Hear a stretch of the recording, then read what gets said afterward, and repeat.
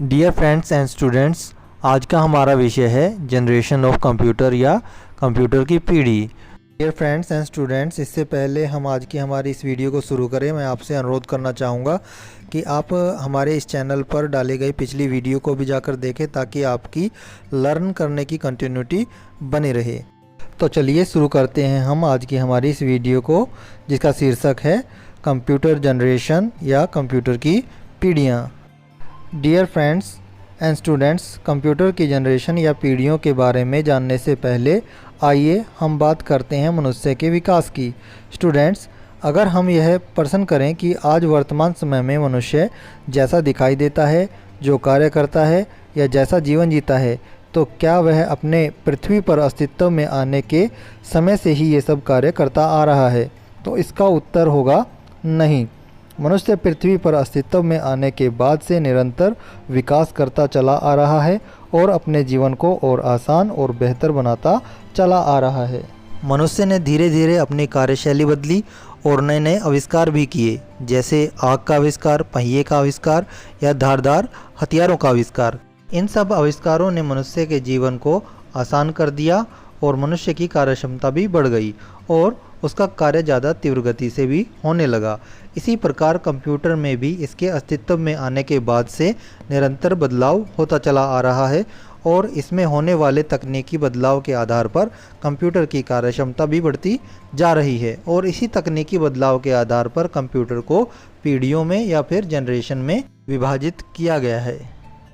प्रथम electronic computer ENIAC के निर्माण के बाद से ही कंप्यूटर की पीढ़ियों की शुरुआत हुई और तब से लेकर अब तक के कंप्यूटर्स को तकनीकी बदलाव सहित और समय अवधि के अनुसार 5 अलग अलग पीढ़ियों में विभाजित किया गया है, जो कि निम्नलिखित हैं।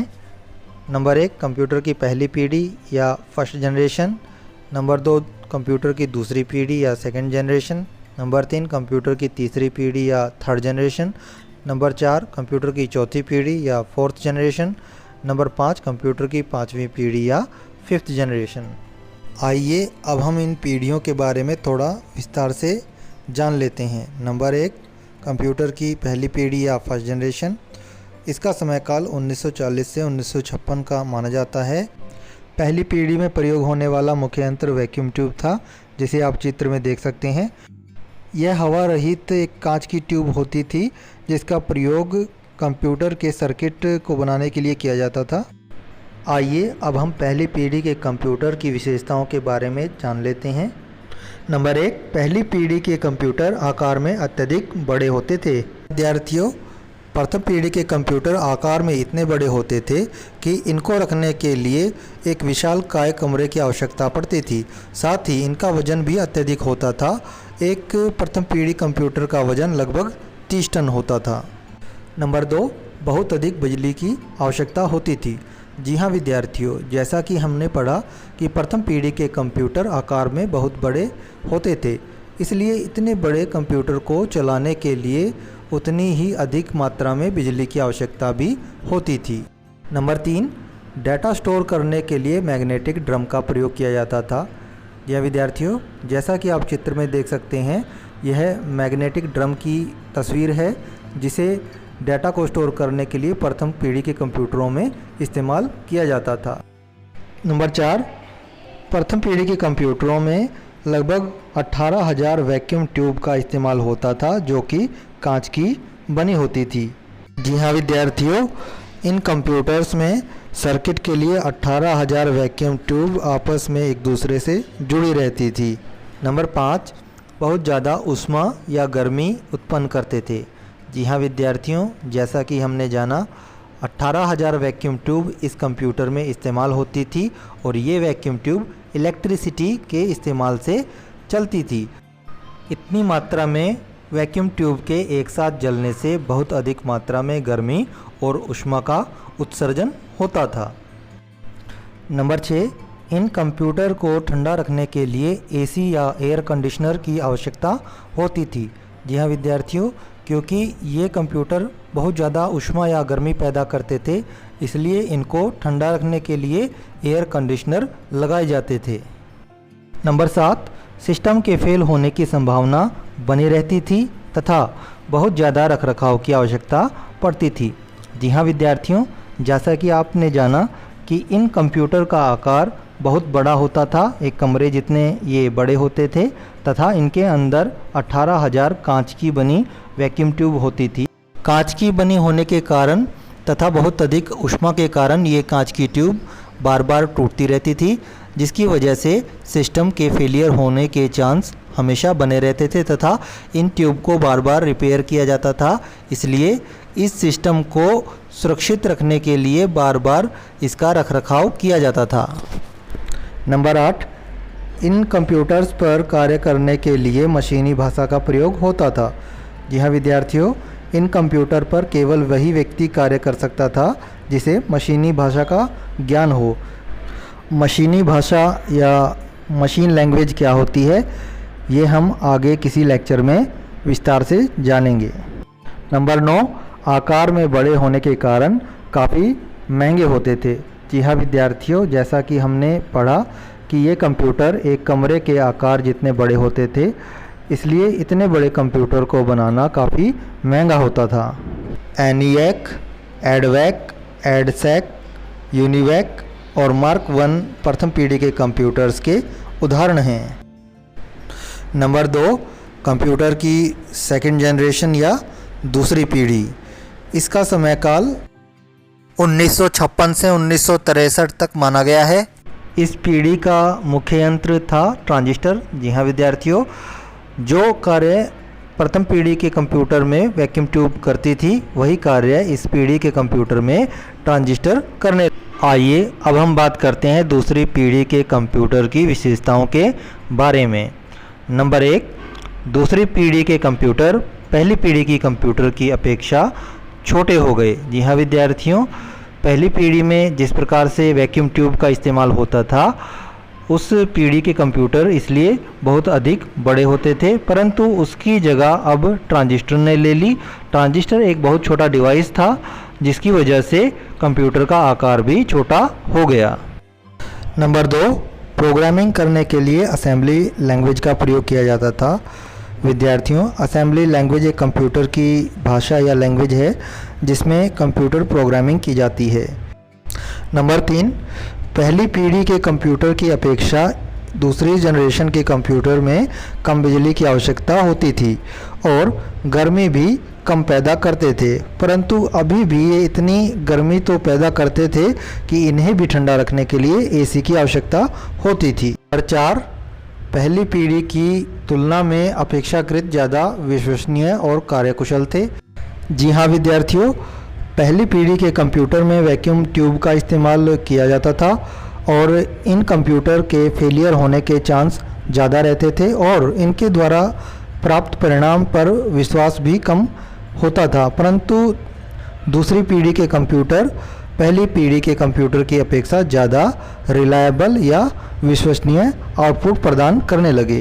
5, पहली पीढ़ी के कंप्यूटर की तुलना में गणना करने में दूसरी पीढ़ी के कंप्यूटर कम समय लेते थे। नंबर 6, इस पीढ़ी के कंप्यूटर के फेल होने की संभावना भी अपेक्षाकृत कम हो गई।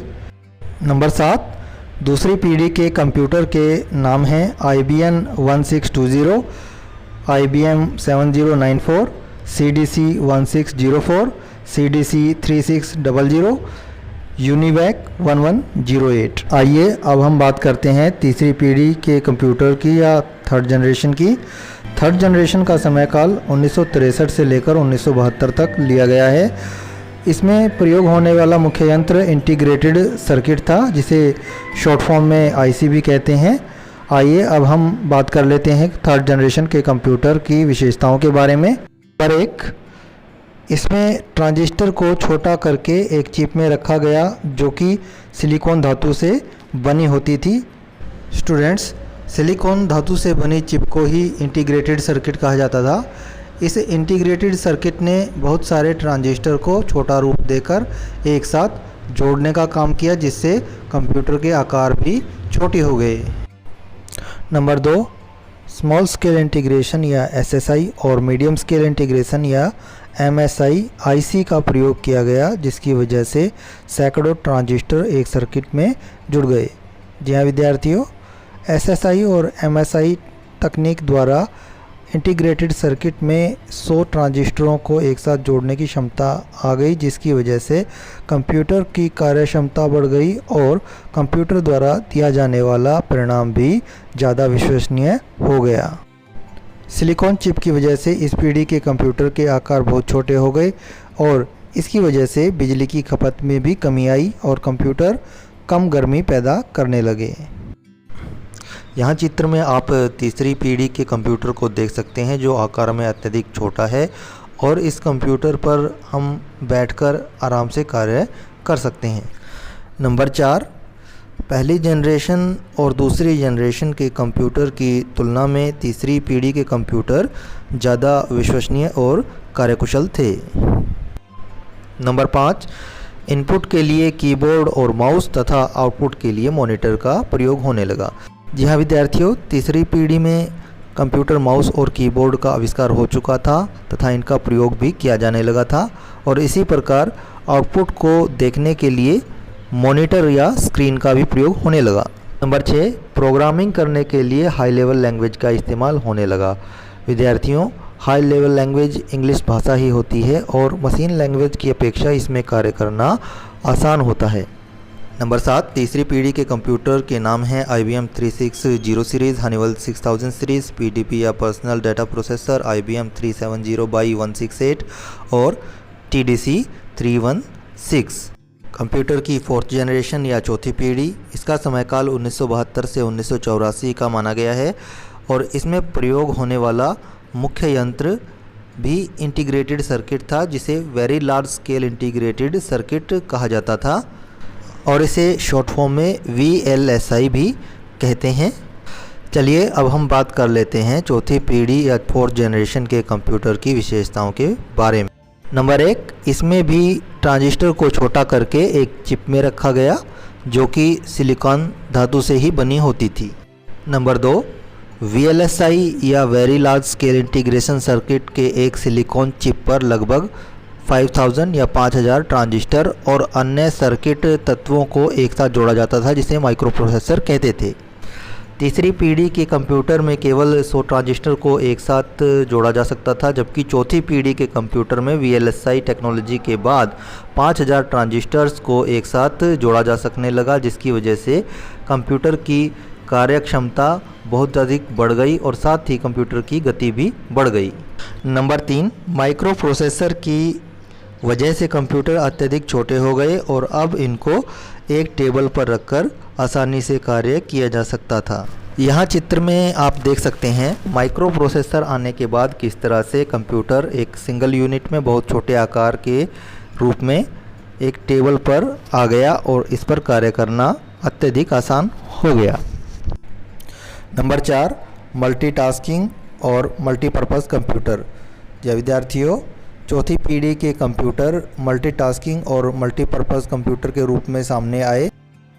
टास्किंग का अर्थ होता है एक ही समय पर कई सारे कार्य कर सकने की क्षमता और चौथी पीढ़ी के कंप्यूटर में हम कई सारे कार्य एक साथ कर सकते थे, जैसे कि हम एक ही समय में चौथी पीढ़ी के कंप्यूटर में गाने सुन सकना, इंटरनेट चलाना और डाटा ट्रांसफ़र करना जैसे कार्य और मल्टीपर्पज़ से हमारा अभिप्राय है कंप्यूटर को कई सारे कार्यों को कर सकने में इस्तेमाल करना, जैसे कि एजुकेशन के क्षेत्र में इस्तेमाल करना, ऑफिशियल कार्य में इसका इस्तेमाल करना, एंटरटेनमेंट के क्षेत्र में इसका इस्तेमाल करना आदि।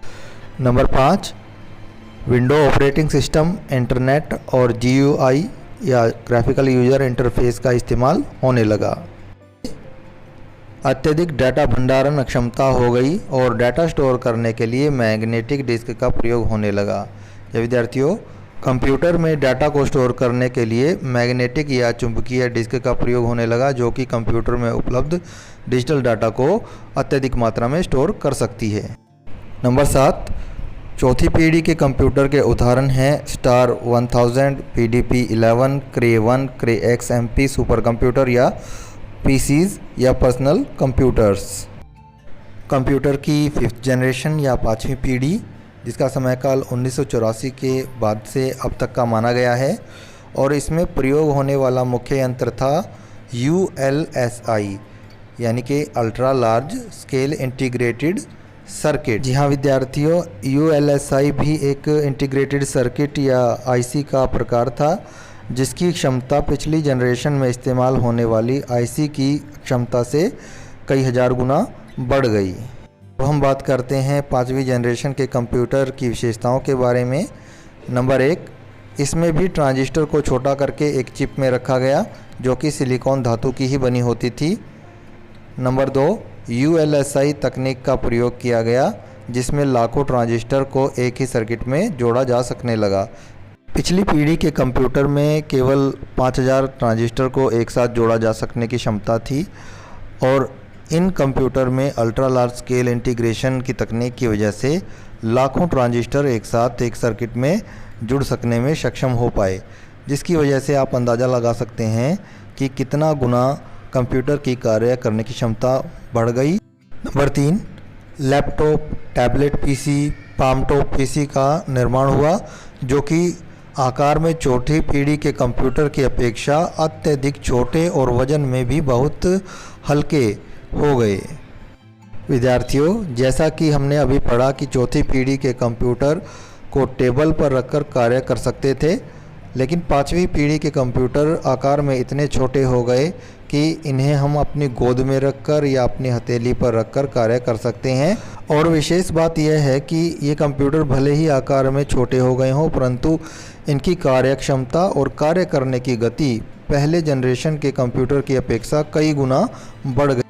नंबर 4, आर्टिफिशियल इंटेलिजेंस AI या कृत्रिम बुद्धिमत्ता को कंप्यूटर से जोड़ा जाने लगा। जी हाँ विद्यार्थियों, 5वीं पीढ़ी के कंप्यूटर में आर्टिफिशियल इंटेलिजेंस या कृत्रिम बुद्धि को जोड़ने का कार्य किया जा रहा है ताकि कंप्यूटर स्वतः ही कमांड देने के बाद कार्य कर सके। इसी कड़ी में रोबोट्स का निर्माण किया जाता है जिसके अंदर आर्टिफिशियल इंटेलिजेंस का प्रयोग करके बहुत सारी बातें पहले से ही फीड कर दी जाती हैं और फिर कंप्यूटर उन्हीं बातों के अनुसार, उन्हीं कमांड्स के अनुसार अपना कार्य करने लगता है। 5, इंटरनेट, ईमेल, WWW या वर्ल्ड वाइड वेब का विकास हुआ। जी हाँ विद्यार्थियों, 5वीं जनरेशन के कंप्यूटर में ही इंटरनेट का प्रचलन तेज़ी से बढ़ा।